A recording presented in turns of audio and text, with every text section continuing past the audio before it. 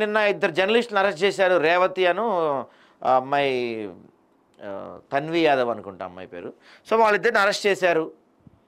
వాళ్ళు అంటే ఎందుకు అరెస్ట్ చేశారు ఏంటి, నిజంగా వెనకాల ప్రభుత్వ కుట్రలు ఉన్నాయా, ఇవన్నీ పక్కన పెడదాం మనం. వాళ్ళు ఏం చేశారు, రేవంత్ రెడ్డిని ఒక వ్యక్తి తిడుతున్న వీడియో పెట్టారండి. ఆ వ్యక్తి రేవంత్ రెడ్డిని పచ్చి బూతులు తిడుతున్నాడు, పచ్చి బూతులు అన్నమాట.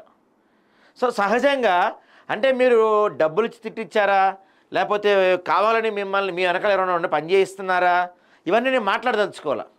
కానీ నేను చెప్పదలుచుకుంది ఏంటంటే, అవునండి ఇప్పుడు ఒక వ్యక్తి మేము తిట్టాడు ముఖ్యమంత్రిని, లేకపోతే ఇంకెవరైనా తిట్టాడు, కాంగ్రెస్ పార్టీని తిట్టాడు, మీ ఛానల్లో టెలికాస్ట్ చేస్తున్నారు, అది బీప్ వాడాలి కదండి.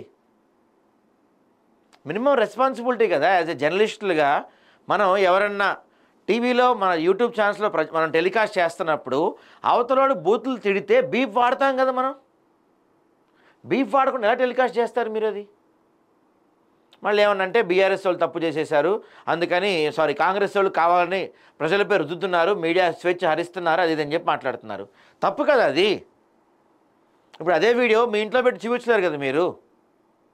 ఇట్లా ఒకడు పచ్చి బూతులు తిడుతుంటే మీ పిల్లలు మీ ఫ్యామిలీ మొత్తం కలిసి కూర్చొని ఆ వీడియో చూడగలుగుతారా మీరు?